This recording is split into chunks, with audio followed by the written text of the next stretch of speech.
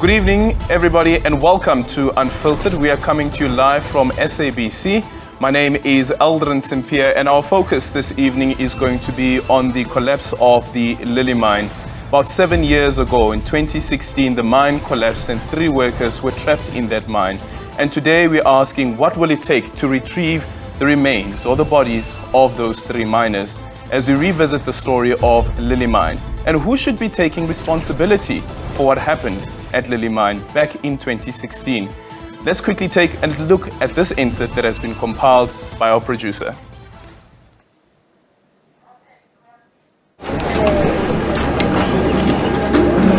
Lily Mine near Barberton, a continuous scene of unresolved pain and lack of closure for 3 families.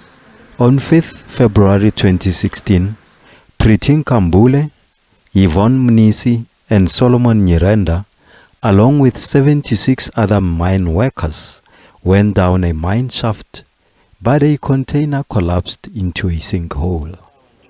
While the other workers were rescued, Nkambule, Mnisi and Nyirenda were never to be seen again.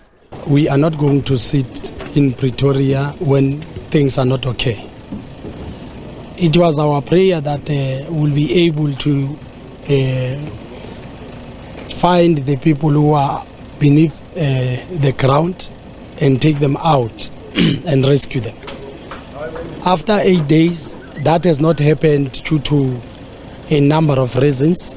There was a collapse from the outside debris that were left, of which indeed it hampers the rescue operation. As we speak right now, it's been temporarily suspended. Now assumed dead, their bodies remain trapped underground 7 years later.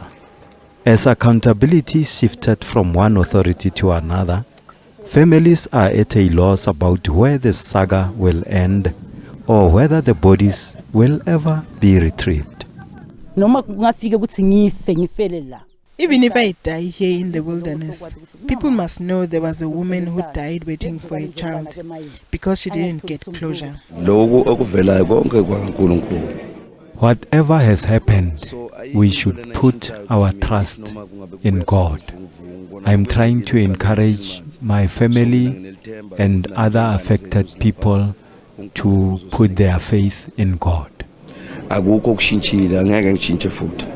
Complicating this matter is the fact that the mine has since gone under business rescue. With little resources to litigate, the families still don't know who between the state and the mine owners should ultimately bear the responsibility to retrieve their loved ones. And we're asking you this evening, what will it take to retrieve those 3 miners? Joining me this evening for this conversation is the chairperson of the Portfolio Committee on Mineral Resources and Energy, Sahlulele Luzipo. Also joining us for this conversation is business rescue practitioner Rob Devereux and spokesperson for the families, Mr. Mazibuko, who's part of this conversation. You can be part of the conversation as well by going to our social media sites. It is at Unfiltered SABC on Twitter, or just search for Unfiltered SABC on Facebook. But Mazibuko, let me start off with you. 7 years ago, do you still remember when you first got the call? Yes, very good evening indeed to you and the viewers as well. I do remember, and it's not that I did receive a call or what, I was there. You were there? Meters away from where the mine collapsed. Mm-hmm. What happened? I was called by my senior, with the general manager was calling us on the sister mine because I was working as the health and safety rep, representing the employees in a safety aspect. So we're called by the general manager in the sister mine, Babrook, for a meeting. So I heard a big sound, bang sound, but it's normal in the mining industry to hear such a huge sound. Unfortunately, that one was the collapse of the mine. Yeah. Meters away from where you were. Yes. And then there were the 8 days of trying to retrieve the container and retrieve the 3, or trying at least to save the 3 miners as well. What do you remember about those efforts? Yes, unfortunately, me personally, I couldn't be part of that because everything had happened before me. So I was not strong enough considering the fact that still I was shocked, not believing that Solomon, I was with him before the commence of the ship discussing one issue for one employee. We're supposed to meet with him again, but he's gone. So for me, I wasn't part of the rescue mission. Yeah, you weren't part of the rescue mission, but of course these were your colleagues. Yes, because the rescue operation was inclusive, was a collective amongst us as the employees and the experts, you see, going underground, searching for the container. And 7 years later, how do you feel that there has still been no conclusion? The mine is not as yet fully operational? It's stressing day by day. It's not easy to forget because this thing is natural. That's why all we are calling for is closure. Because this thing is natural. You cannot program your mind, you see, up until you get closure. You see, unlike my other colleagues, because I made a commitment to the families even before God that we cannot let go, because we do understand that this issue is deliberately delayed in one way or another. Why do you say deliberately? It's because this thing is solvable. You see, if I can refer you to, it happened in Chile, whereby 33 miners were trapped over 688 meters underground. They were retrieved because the government was willing. You see, unlike here in South Africa, the container in question is less than 70 meters underground. And one of the major companies here in our country played a major role by retrieving those Chilean employees, you see, which means that and it was a South African company company that was involved in that as well, Murray and Roberts. Luzipo, do you think that government should take responsibility for this? Should bear some level of accountability?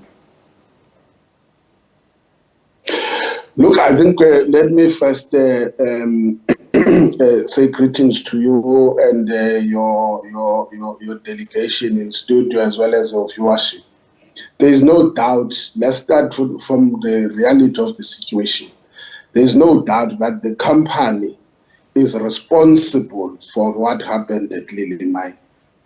Second, all what from a portfolio committee point of view was a request also that government must consider intervening within the confines and the framework of the law and make sure that those workers are retrieved. So we in terms of who is responsible, the employer is responsible. That includes for mine health and safety. The initial report or internal report by the Department of Mineral Resources in its investigation points directly to the company that it was negligent. They even mined what is not supposed to be mined, the pillars. And therefore, without saying that government should not, and if you look at the recommendations of the portfolio committee, it says because this is a private land, and I had someone had a problem when we make mention that within the confines of the law, the state must consider expropriation of the mine and declaring the area a disaster area because it's a private land.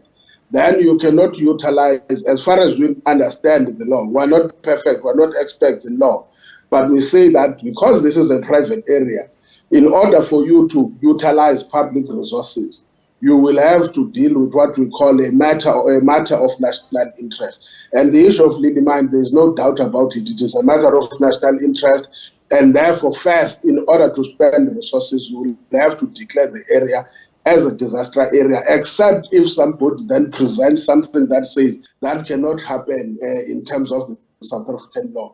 And then the resources that you spend, you will be able to recoup them when you are able to sell the mine. Let me say the last issue here. The truth of the matter is that the company is not willing, that's the point, is not willing to sell the mine.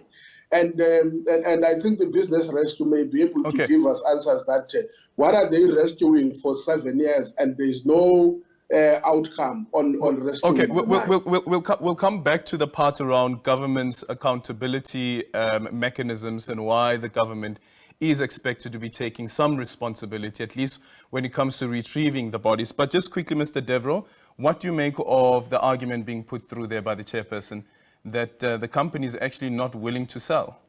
Good evening to your viewers and good evening, Chairperson. I think the issue is at the time of the container collapsing, there was an effort to make it, to retrieve it. If I can just point out that in my business rescue plan, part of that business rescue plan is to retrieve the container. Our business rescue plan is a contract between the company and the affected persons. So that has to be done, whoever opens the mine. That is a non-negotiable. That's very important that you understand that. In 2019, Deputy Minister Olifant, plus the Mine Rescue Services, plus AMCU, the union, had a visit to the mine. We inspected the mine with the DMR, and it was declared that it was unsafe to retrieve the containers. That was at that time. I'm an officer of the court. I can't go against the law, and the DMR are the only people that would allow us to access the mine and the containers. Now, for the containers to be retrieved, the plan requires a decline, and then we will go and get the container. The problem is, since 2019, 2020, there has been consistent litigation between various parties. That litigation does not allow us to move forward in the business rescue process. As it stands at the moment, we are directed by law to do certain things. I'm still waiting for an outcome of a court case which should happen in March. There is another case, just for the record, that has got nothing to do with the opening of the mine, but is part of the mine, that is even going to the Constitutional Court. So these are the things, the dynamics around the business rescue process. In terms of who's responsible, there's a process, an inquest, which will take place. That is not part of my mandate. Whatever happens there, happens there. In terms of government, I deal with the DMR, but would you agree with the sentiment by the chairperson that the company is not willing to sell? It is actually the company that's holding this back? It is a combination of two companies that are vying for the mine. If you will recall, in March of last year, I've tried to get the parties together. They're not prepared to discuss it with one another. There was a time where I tried to implement the plan. I was interdicted from stopping to do that. So whatever we are stopped. We're going to go to a quick ad break, and then I'm going to get the chairperson to respond to you, and then we'll hear from Mr. Mazibuko as well. Remember that you can be part of the conversation as well. That is at Unfiltered SABC on Twitter, or go into Facebook and search for Unfiltered SABC.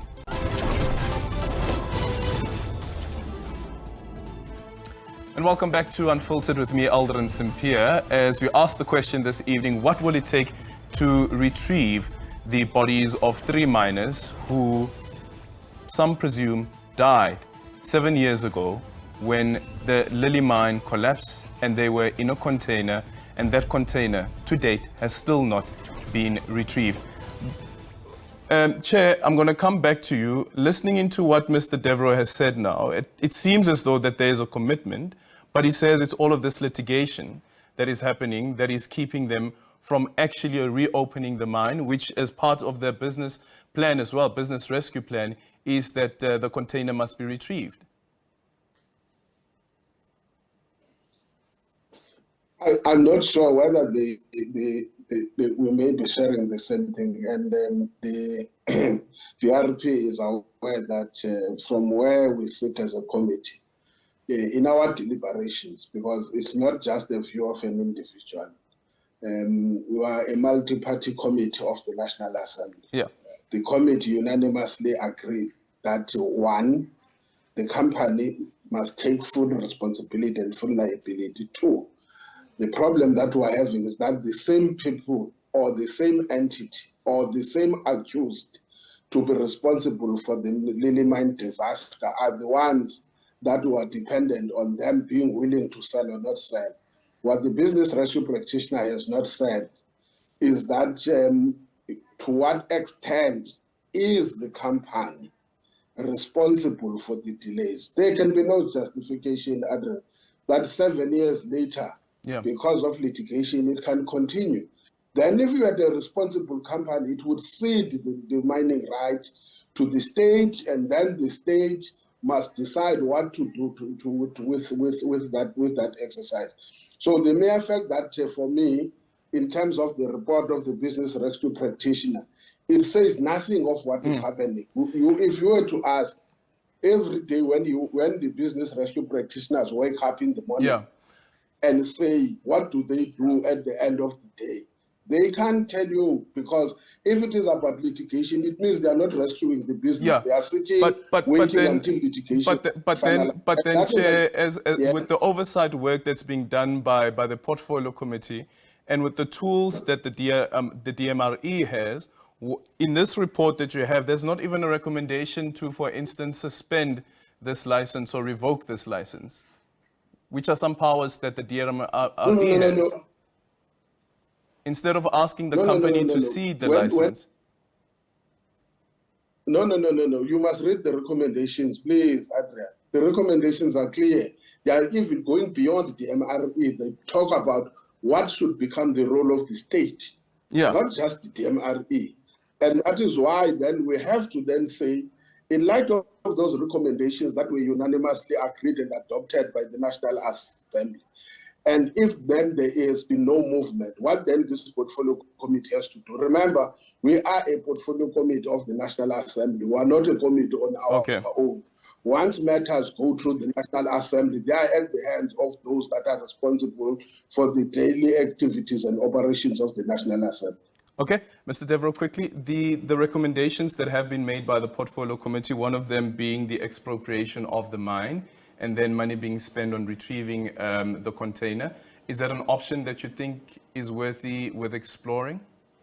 Well, that is not for me to decide. I mean, that is for government to decide. If the DMR decide to remove or revoke that license, then they would do that, and then the business rescue process would come to an end. Yeah, but what's your recommendation? What would you say, considering all of this litigation, the back and forth, and the likes of Mazibuko are still waiting for answers? Okay, so in terms of my mandate, the litigation that is occurring is between two parties. It's got nothing to do with me, and I rely on the courts to give me guidance.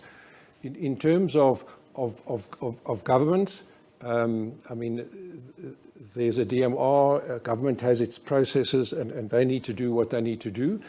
In terms of the company responsible for the collapse, there's an inquest, and that is a process that happens. If I'm unable to save the business, then my next step is to liquidate the business. That is all I have to do. But as far as you're concerned, you can still save the business? At the moment, I can. I've got two interested parties with money willing to open the mine. Okay. Then on that matter around the two parties that are interested in the mine, why was Akwamanzi excluded? Akwamanzi are not excluded. Akwamanzi, first of all, are not shareholders, and they were not affected parties. Affected parties are people that are owed money, etc., etc. So what Akwamanzi have done is they have acquired certain debts which give them the right to vote. Yeah, as creditors. As creditors. Yeah. And that is their process of getting hold of the mine and reopening the mine. That is the way they would like to operate. In terms of existing Vantage people, there are new shareholders at the Australian level who are willing to open the mine. So the litigation and fights are between the Vantage in Australia and Akwamanzi, and coming to some business rescue process that would allow us to open the mine in terms of amending plans, etc. But Mazibuko, what do you make of all of this? For me, and us as the employees and the families, there's no sense. If we can talk sense and logic, is that there's a government who gives mining rights to a private company. Now we ask the private company who haven't got money to sink the new decline recommended by the department. If you go to the department, we cannot, even Minister Kwedemantashe did mention that them as government, they will do nothing because this is a private company. If you go to the person who's given full responsibility of which are the PRPs, Here are they saying again today, they cannot do what? So we are not law experts, we are law-abiding citizens, we follow the procedures, but everybody is busy every day doing nothing to rescue us, to give us the closure we're anticipating for. So our question is that, who's got authority over even them, the business rescue practitioners? Because now the Supreme Court has ruled, and even them, the business rescue practitioners, last week they sent out a communication where they say they commit themselves to follow the judgment, the 2019 judgment by Judge Rulovs. Again, we'll question as the families as to what is stopping them at the meantime to do what the court has said. Because the court said, go and amend the new business rescue practitioners. So when is it, let the business rescue practitioners tell South Africa and the world, when are they going to do what the court has said? Okay, we'll get Mr. Devereux to respond to that then when we get our closing remarks, when we come back, asking the question, what should happen next? And welcome back as I get closing remarks from our panel this evening as we ask the question, what will it take to retrieve the workers of Lily Mine whose bodies are presumed to be in that container that collapsed some 7 years ago? Chair, let's start off with you. You have made the recommendations. Just a quick one in closing remarks. In 30 seconds, you've made the recommendations. What's next? Look, obviously, as I said, that we'll have to go back to the portfolio committee and then say, beyond this, what is it that the portfolio committee could do? Surely no human being, sensitive one in particular, can take lightly what happened when people are buried alive. And we will continue to share our sympathies with the families. I do understand that it will be difficult to find closure until those their families are retrieved. All right, Mr. Devereux, quickly closing remarks from your end. Yeah, certainly, we are committed to deal with the affected parties, to reopen the mine and to retrieve the containers as speedily as possible. I mean, this is not a rescue that are allowed to be around for 6-7 years. These things don't take that long. So we are totally committed to resolving that with the affected party and retrieving the containers. Okay, Mr. Mazibuko? I'm lost, I'm totally confused, you see, because my belief is that the party that is fully responsible for everything, it's the PRPs. But here we are today, no timelines, no what. So I prefer that South Africans at the majority maybe must rise up, because this party is pointing fingers to that party. I can't do this. How soon do you then think you'd be able to implement what the court has ordered? Well, we are engaging with the various parties at the moment. We will wait for the next court case, which is critical. And then is this the March one? This will be the March one, or somewhere around there. So it's still going to take a couple of months? It will take a couple of months, yes. Okay, thank you so much for your time. Really appreciate your time. And thank you so much for choosing us this evening on Unfiltered with me, Aldrin Simpier. That seems we've come to the end of the show. See you again next week, Monday, same time, same place, right here on S3.